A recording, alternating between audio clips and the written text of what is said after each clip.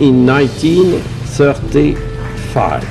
I was 15 in a Christian college, and at that time, very important discoveries of necessarily human paintings in caverns in the south of Spain were made, and the specialists said, very likely, these paintings date back to about 15,000 years from now. In my book of religious teachings, it was written that the first appearance of man on earth dated back to about 40 centuries before Jesus. I said to him, what is the credible? The father said me, no. Please, don't confuse two things. You have the science and you have religion. If there is something which is not in accordance, it's the religion who said the truth. But I told him that it is impossible. It's a well-established fact that the first appearance of man on earth cannot be evaluated to this time. It is impossible. We were educated, religion said something, and science said another thing. I said to myself, something is going wrong. The future doctor, Bucaille, born in Pont-l'Evêque in northern France in 1920, couldn't have known, or even guessed, on commencing his medical career around 1945, what would have been the residual of that inconvenient encounter with his Catholic teacher a decade earlier. The seemingly doomed showdown of science and religion, as crystallized by his instructor, had apparently set young Maurice on a path of discovery that would consume his entire life.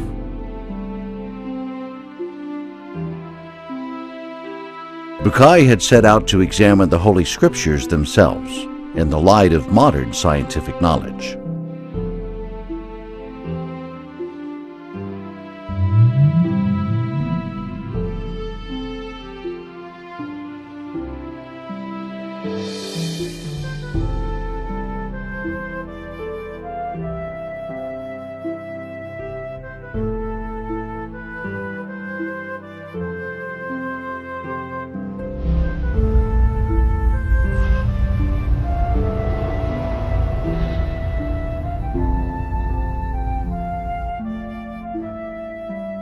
Bucaille recalls that during his employment years at the surgical clinic at the University of Paris in 1945, and even much later, how much he got involved in discussions about the viability of considering religion from a scientific perspective.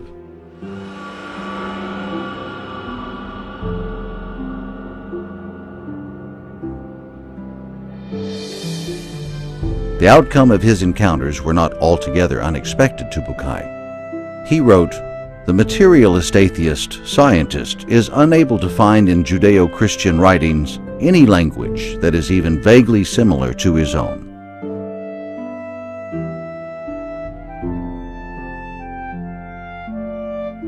They contain so many improbabilities, contradictions, and incompatibilities with modern scientific data that he refuses to take texts into consideration that the vast majority of theologians would like to see accepted as an inseparable whole. Those scientists are left today," Bucaille concludes, "in a state of indifference and even disdain to religious matters they perceive originating from a body of myths."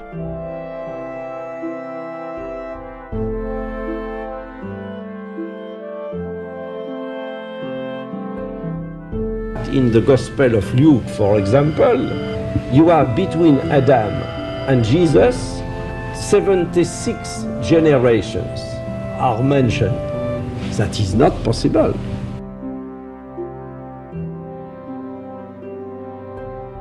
Bucaille had noted early on that when science and religion are discussed in the West, people are quite willing to confine themselves to Judaism and Christianity, but they hardly ever consider Islam. Exegetes in Christian or Jewish communities think that the religious teachings were inspired to the author of the Bible, but considering the things which are not religious teachings, it's a fact that they wrote according to the ideas, superstition, myth of their time. Alors il l'a fait en tant que catholique, mais il s'est intéressé à l'islam. Et je ne sais pas du reste, dans quelles conditions, il ne me l'a pas dit. Et il a vu que dans le Coran, on insiste beaucoup, comme vous le savez, sur la création. La création qui est un signe de Dieu, ayat, les signes de Dieu dans l'univers, dans la création. Et je pense qu'il a bien vu que le Coran montrait que, au fond, la création était un don de Dieu et en même temps un appel de Dieu, que nous étions des créatures. Bon. Indeed, there was no way then for an increasingly inquisitive Bucaille to understand, let alone appreciate, any feature of the Islamic culture.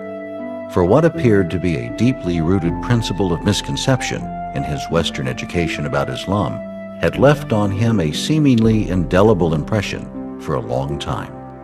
He wrote, "As I grew up, I was always taught that Muhammad was the author of the Quran.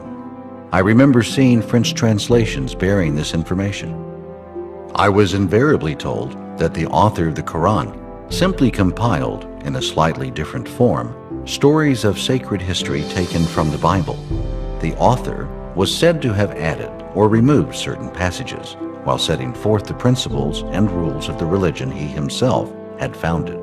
Most people in the West have been brought up on misconceptions concerning Islam and the Quran.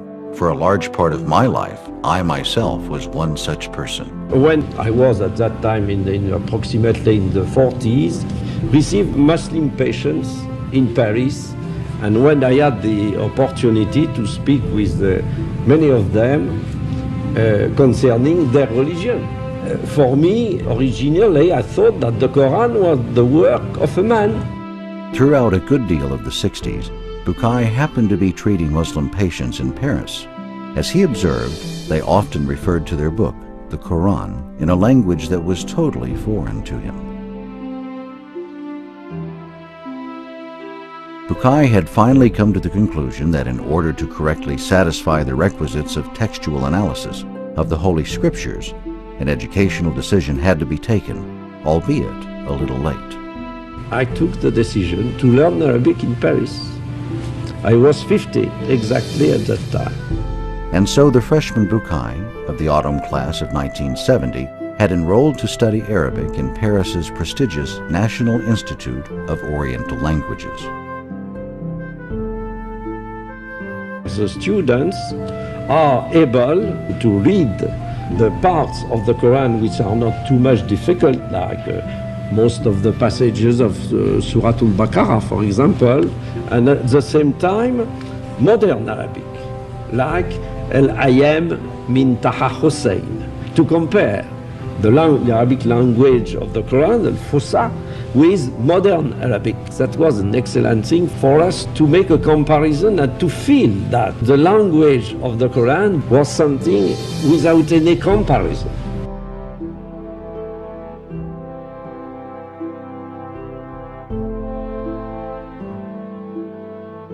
When I finished my studies, thanks to God, I was in a position to read the Quran without any preconceived idea.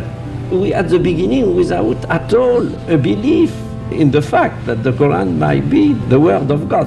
In his book, Seeking Peace at Heart, of 2007, Professor Muhammad al-Talibi notices that the word mind is mentioned 49 times in the Quran. Science, meaning knowledge in general, is referred to 768 times. The word heart, meaning contemplation, comes in 172 times. Sight, meaning perceiving, is repeated 147 times, whereas the word remembrance, meaning to question and to consider attentively, is mentioned 268 times in the Quran. ومن العجيب أن القرآن فيه 6300 وكذا آية و26 آية. 1300 آية تتكلم عن العلم والعلماء، آيات التشريع التي تحكم الخلق في علاقاتهم بكل أنواعها عدها بعض المتخصصين ب535 آية. Once he mastered Arabic, Bucaille could find in the Quran a trove of verses laden with calls to read, think, and to discover. He finally produced a short list of those directly related to empirical science.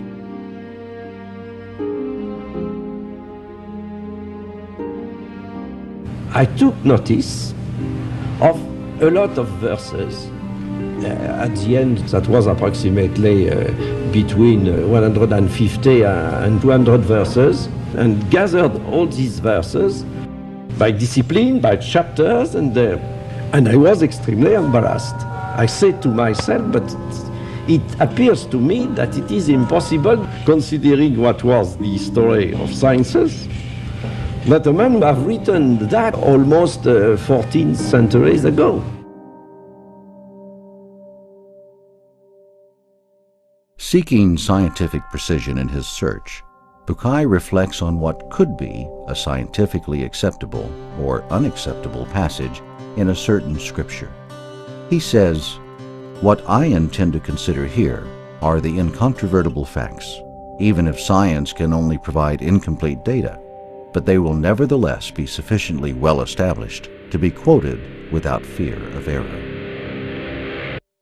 Perhaps the year 1976 stands out as probably the happiest and most prolific in Dr. Bucaille's career. As the year opened, he almost completed a breakthrough study of certain holy scriptural texts in relation to selected modern scientific fields, notably medical examination of the Egyptian mummies. In that area, Bucaille had applied his pioneering techniques to 2 specific pharaohs, and, in the interim, succeeded in scientifically identifying the Pharaoh of the Exodus. Bucaille's study had reached to cover other scientific disciplines of astronomy, geology, biology, botany, embryology, and theoretical physics. The outcome was considered by many as a major breakthrough in understanding the scientific signs of one of those holy scriptures, the Quran. On February 17th, Bucaille had relayed the outcome of his team's research, conducted in Cairo, on the mummies of Ramses II and his successor, Ptah, in a lecture delivered at Paris's National Academy of Medicine. In summer, his groundbreaking book, The Bible, the Quran, and Science, was published, crowning several years of research, including 5 of learning and reading Arabic. On September 26th, the mummy of Ramses II had arrived in Paris for treatment as a result of 2 years of persistent effort personally initiated and followed through by Bucaille, which finally yielded an accord on top levels regarding the Ramses operation.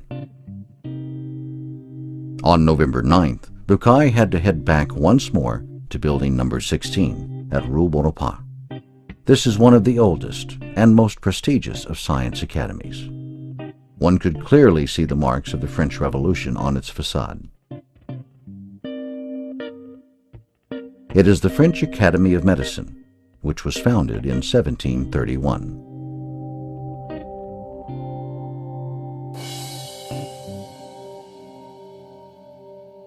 Only this time, he was there to deliver what was seen by many as an unusual rendering in the Academy's history, a lecture entitled Physiological and Embryological Data in the Quran. In 1976, for the first time, in a lecture at the French Academy of Medicine in Paris, the word Quran appeared.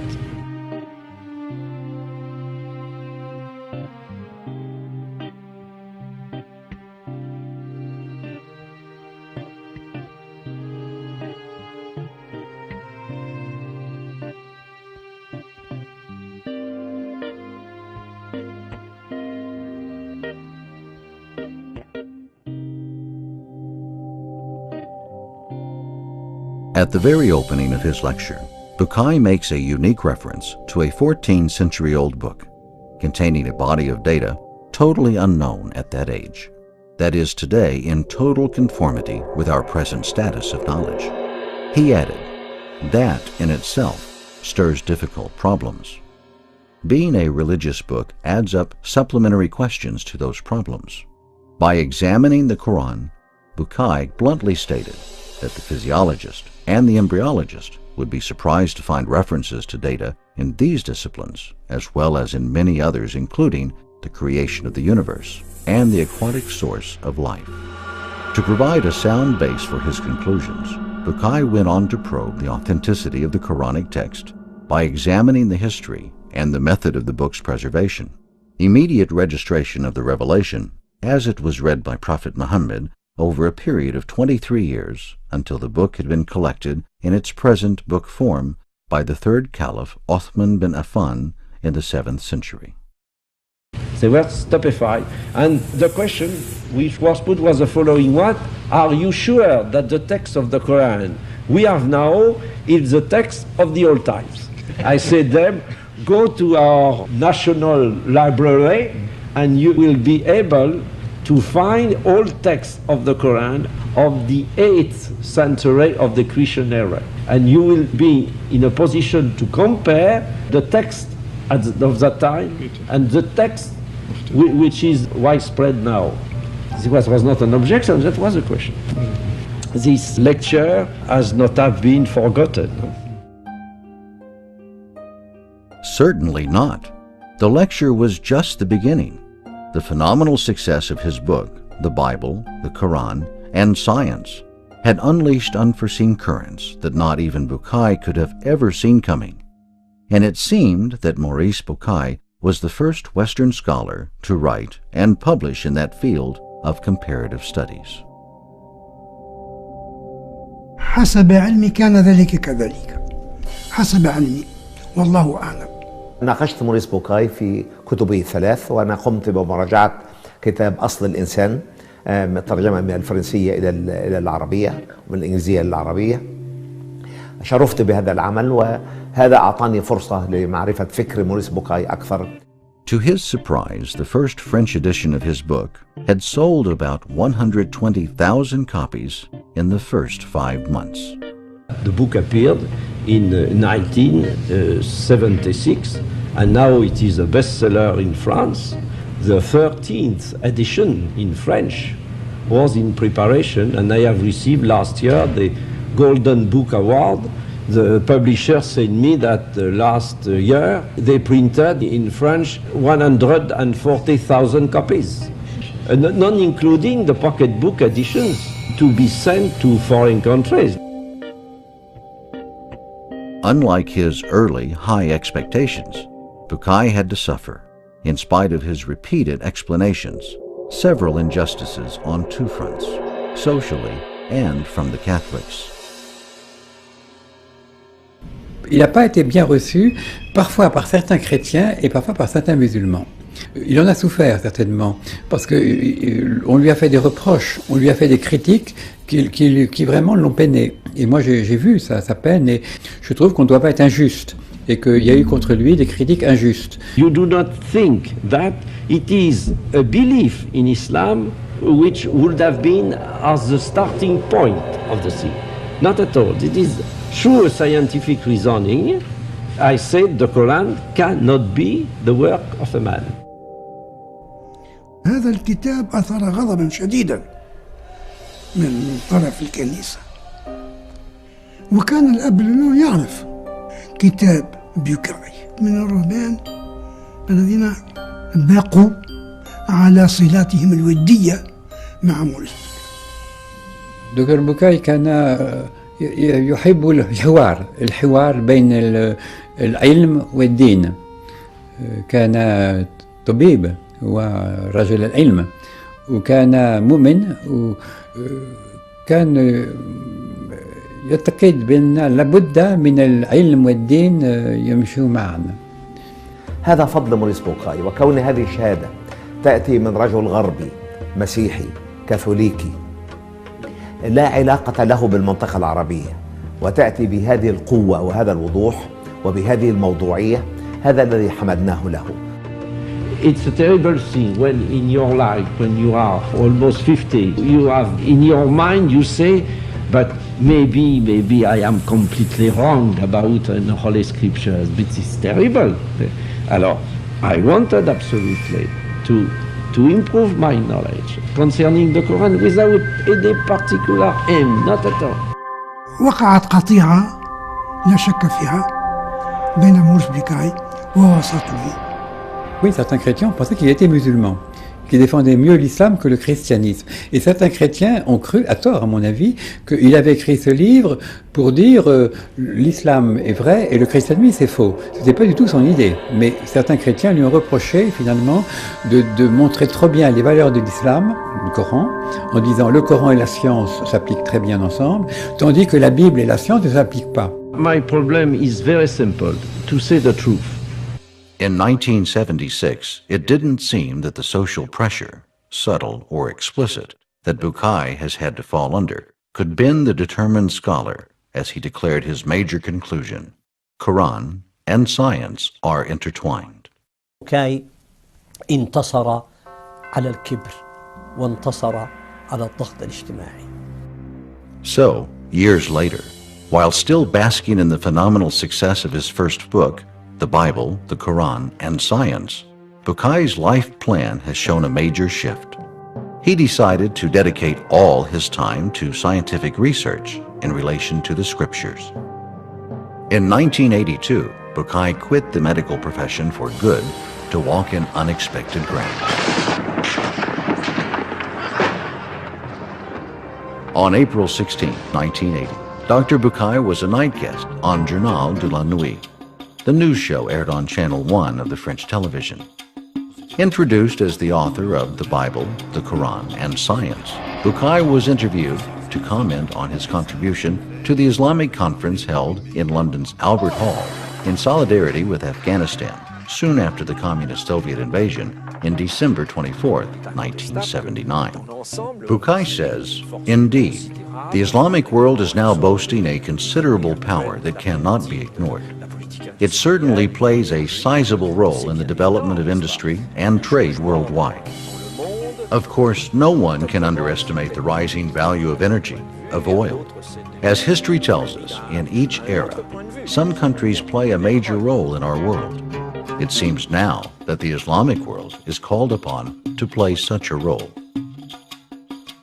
With an ever-increasing number of prints and translations of his book, The Bible, the Quran, and Science, it seemed that the school of exploring scientific signs in the Holy Scriptures is really gaining new momentum. Il était donc médecin, il était compétent dans les sciences. Il n'avait pas une formation théologique vraiment très très profonde. Il n'avait pas fait d'études de théologie chrétienne et même musulmane. Il connaissait le Coran, mais il n'avait pas étudié les grands auteurs coraniques de musulmans. Il n'avait pas fait l'exégèse, par exemple. Et du côté chrétien aussi, il n'était pas très au courant des recherches de l'exégèse et de l'histoire du christianisme. اتجاه حوار بين كتابين، القرآن من ناحية والكتاب المقدس من ناحية أخرى. كان صيحة ودويا علميا. كان غربيا، لم يكن شرقيا، يتهم بأنه يكتب بحكم العاطفة، شهادة مثقف غربي، ثقافة عالية. وجد أن القرآن بكل الموضوعية والحيادية والتجرد ليست فيه ثمة شائبة فيما يتعلق بالعلم الحديث. ردة فعل المسلمين وترحابهم الكبير بكتاب الدكتور بوكاي لها كذلك علاقة بنقد الجمهور الفرنسي الكاثوليكي له، ذلك أن الكثير منا المسلمون نرى فيه تفضيل وتقديم للقرآن على الإنجيل وعلى الكتاب المقدس، وكأنما نستعمله حجة عليهم. Naturally, reactions to Bucaille's argument had to juxtapose, depending on one's perspective. As is always, those who sail high seas are destined to be struck by strong winds of criticism, not all necessarily favorable, fair, or decent.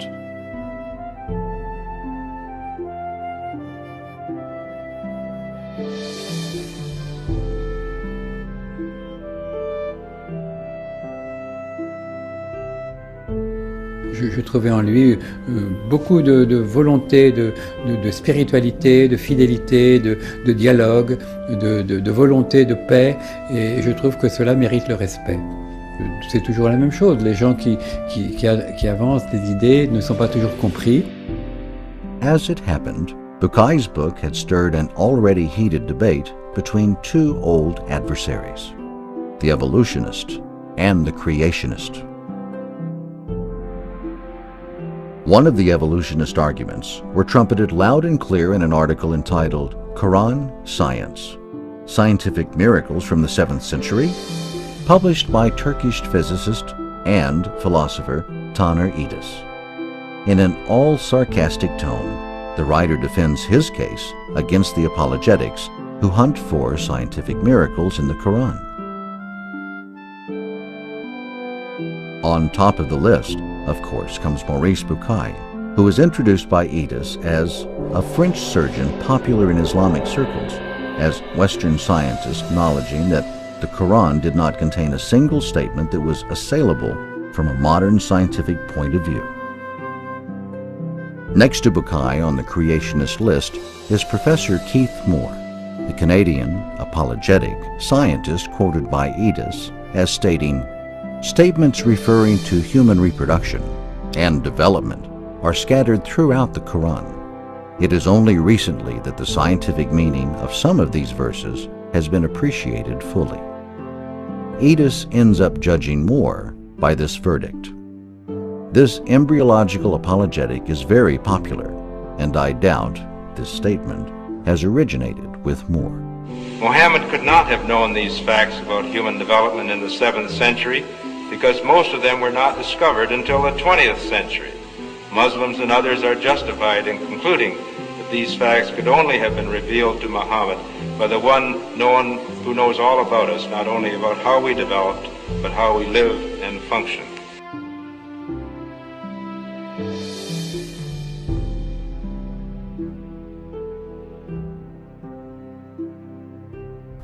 موريس بوكاي لم يكن لاهوتيا وليست له الثقافة لاهوتية ولم يكن راهبا، كان طبيبا من أشهر الأطباء. The Parisian gastroenterologist of fame and the passionate Egyptologist Dr. Maurice Bucaille enjoyed the merit of combining his scholarly knowledge of the biblical and Quranic texts with his ancient Egypt background to embark on a new journey that crowned his quest for harmonies of the Holy Writs with modern science.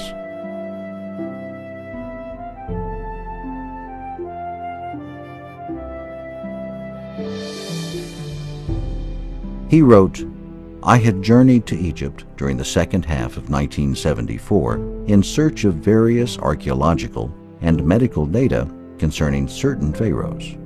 In particular, I was after documents pertaining to the Exodus. My intention was to examine certain passages in the Bible and the Quran under the light of recent information provided by Egyptian archaeology. During my first visit to the royal mummy's room, I wondered whether or not my plans for this research would lead to conclusive findings, and whether I would be able to effectively justify the confidence the Egyptian authorities had placed in my project.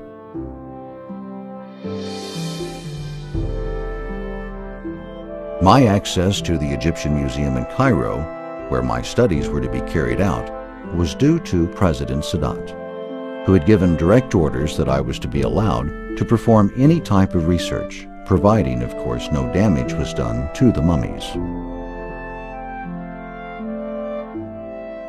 In my own country, I was not officially entitled to carry out such research, nor was any endorsement given to me by the French government or a university.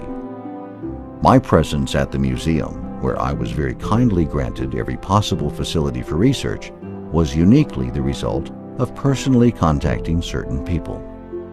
My initial contact was Mrs. Sadat, whom I knew through my medical practice. Her family had granted me its confidence after the successful treatment of a family member. I took the opportunity of informing Mrs. Sadat of my conclusions regarding the likelihood that a particular pharaoh may have taken part in the Exodus. At that time, however, my theories were supported merely by data drawn from my study of history, archaeology, and hieroglyphic texts. She gracefully agreed in no time to present a request on my behalf to President Sadat. With extreme gratitude, I later paid a visit to the President himself. At the time, there was not a single harbinger that might have helped me foresee the developments that were to follow.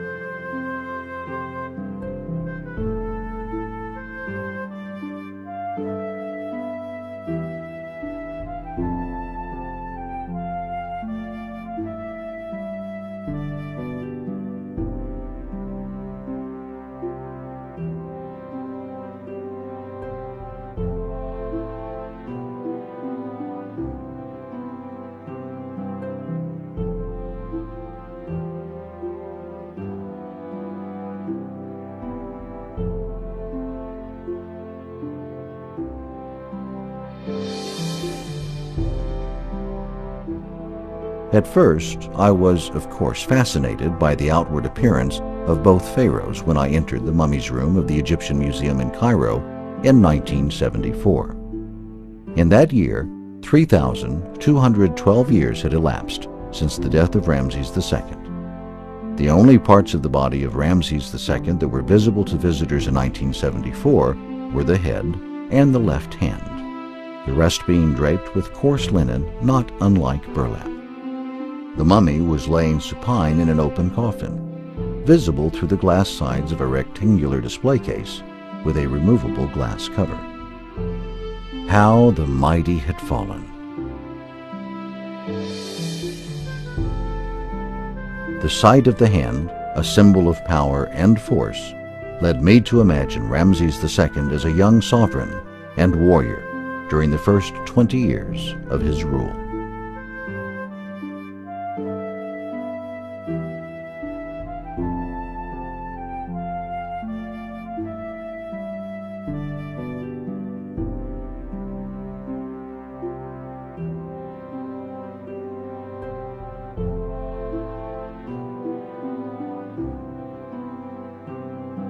The purpose of my own project was to examine the possibilities of making new discoveries and to extend the research to branches of medicine that had not yet been included. The research was to focus on the remains of two pharaohs. Mernptah, research in the field of forensic medicine, was to prove of great value in determining the cause of his death, and Ramses II, thought by many biblical scholars to have been the pharaoh of the Exodus. It seemed to me that the experts' arguments were weak in terms of factual evidence, and that precise data on the condition of the pharaohs at the end of their lives could cast light on the matter, providing indisputable evidence. Our earlier studies had already shown that the mummy of Ramses II, and likewise other pharaohs' mummies, had suffered serious damage before the bodies of numerous kings were discovered in the necropolis at Thebes nearly a century ago. In the case of Ramses II, the damage was twofold. First, structural, the extent of which had already been determined by X-rays, and secondly, biological, the causes of which had already been discovered as well. I discussed these problems several times during my talks with President Sadat and those around him. On January 23, 1976, President Sadat announced his decision to entrust the mummy of Ramses II to France. He asked me personally to announce the measures that needed to be taken to rescue the other deteriorating mummies after Ramses' stay in Paris.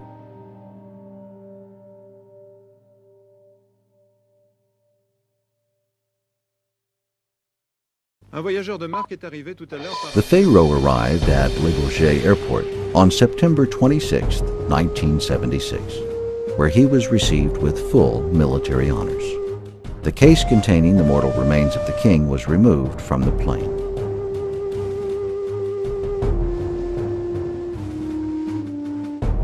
From the airport, the mummy had been transferred to the Museum of Anthropology for hospitalization in one of the specially prepared rooms.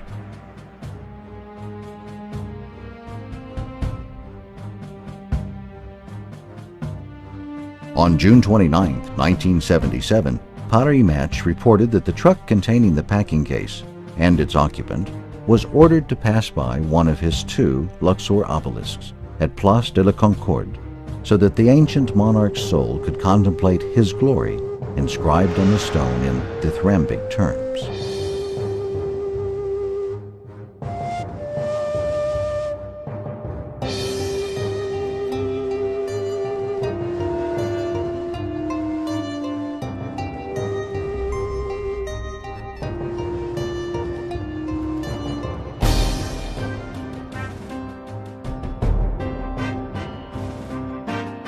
Operation Ramses lasted almost 8 months and was directed by Christian de Roche-Noblecourt, curator of Egyptian antiquities at the Louvre, and by Professor Lionel Belleau, director of the Museum of Anthropology.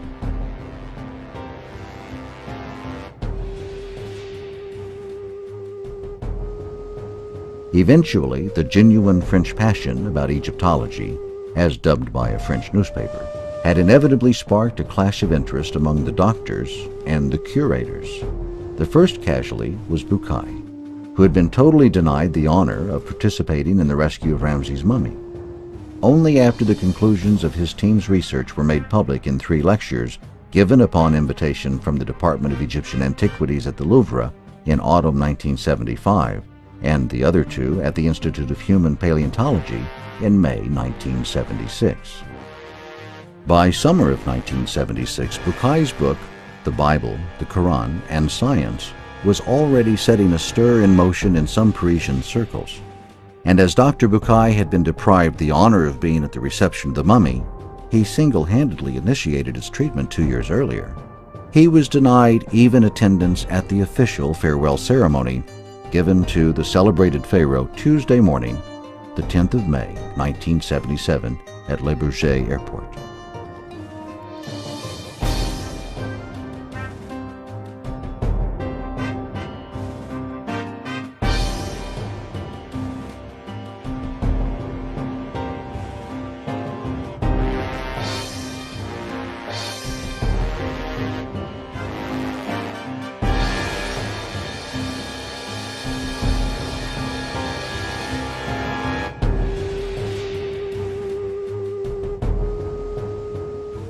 By the time Ramses II died, at the platinum age of 90, following a glorious rule that lasted almost 67 years, 1279 to 1212 BC, he had apparently outlived 12 of his sons. So it was his 13th, Mernptah, who succeeded him to be the 4th in the line of the pharaohs of the 19th dynasty. At the time of his ascension, he was probably nearly 60 years old. Mernptah's reign was short-lived, perhaps only 9 or 10 years, as well as rather dull in comparison with that of his star predecessor.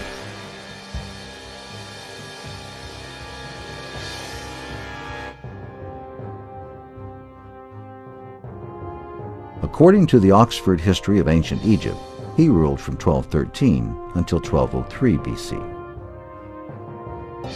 Mernptah's tomb is marked KV8 at the Valley of the Kings on the Nile's west bank, opposite of today's Luxor, ancient Thebes.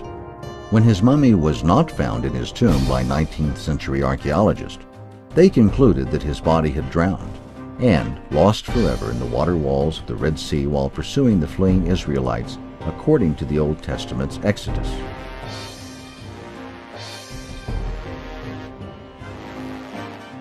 But the theory had been refuted when the mummy of Mernptah was discovered by Victor Loret in 1898 in the Valley of the Kings.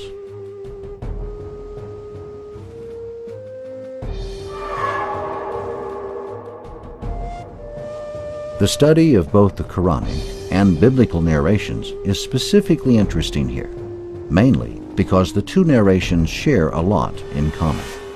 There are certainly divergences, but the biblical narration has a considerable historical value. It does help to identify the pharaoh, or rather, the 2 pharaohs in question. This hypothesis, which starts with the Bible, is complemented by the information contained in the Quran. Modern data are added to these two scriptural sources. Bucaille singles out one major discrepancy in the narration of both texts regarding the fate of the Pharaoh's body. The writer of Exodus tells us that after the Israelites crossed the sea without wetting their feet, the Egyptians pursued and went in after them to the midst of the sea, even all Pharaoh's horses, his chariots, and his horsemen. Exodus 23. And the waters returned and covered the chariots and the horsemen and all the host of Pharaoh that came into the sea after them. There remained not so much as one of them.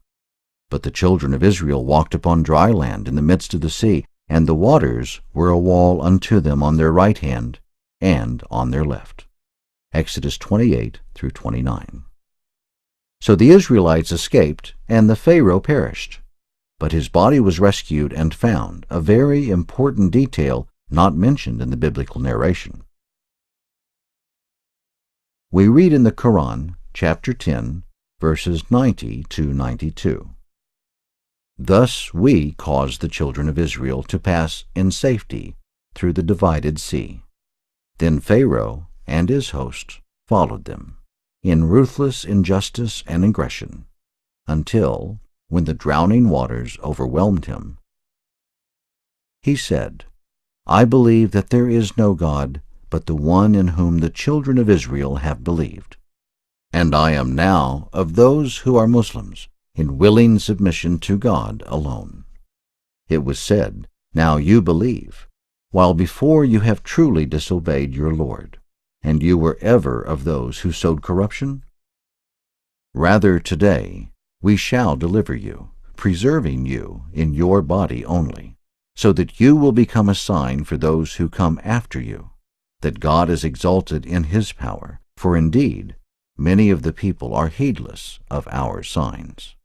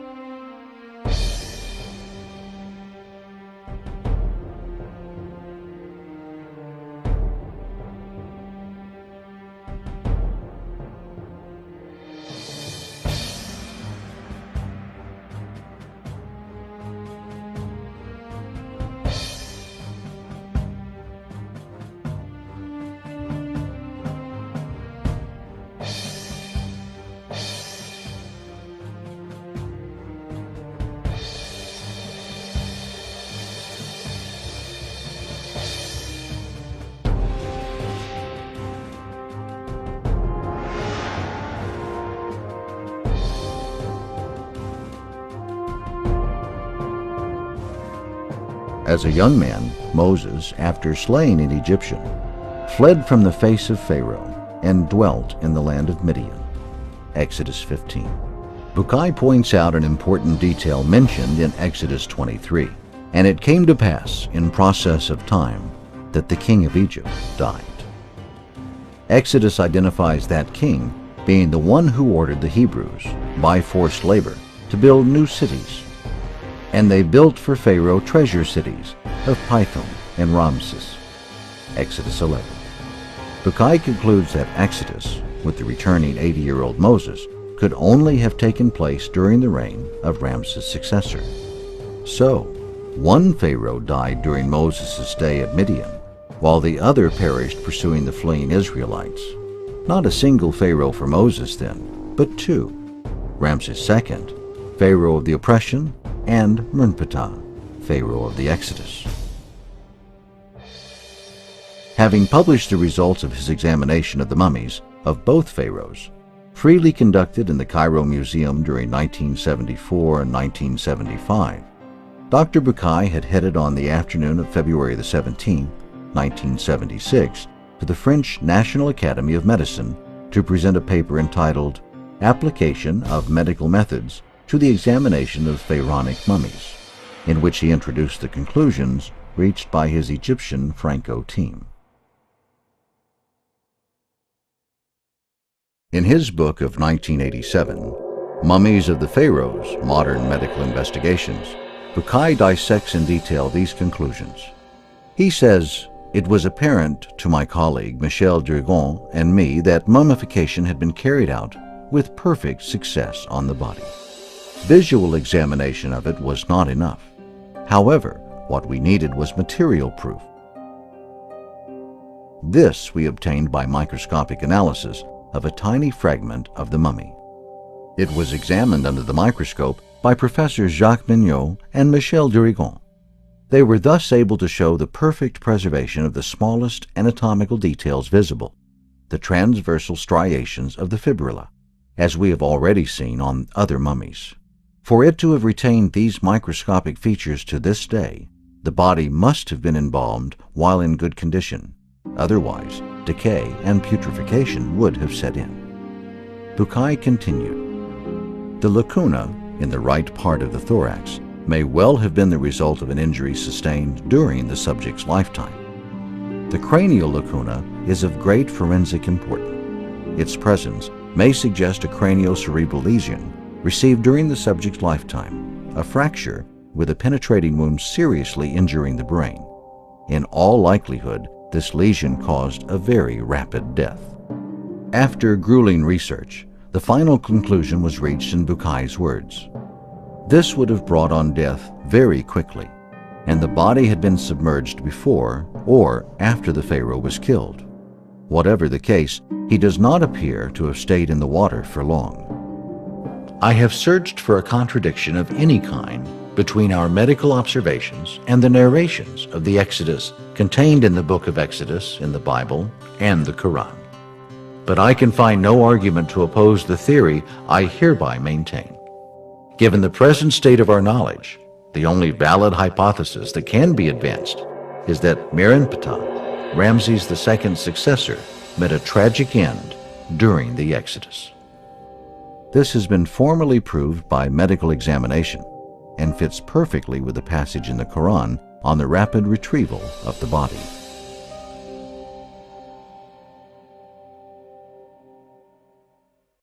"Rather today we shall deliver you, preserving you in your body only, so that you will become a sign for those who come after you, that God is exalted in his power, for indeed many of the people are heedless of our signs."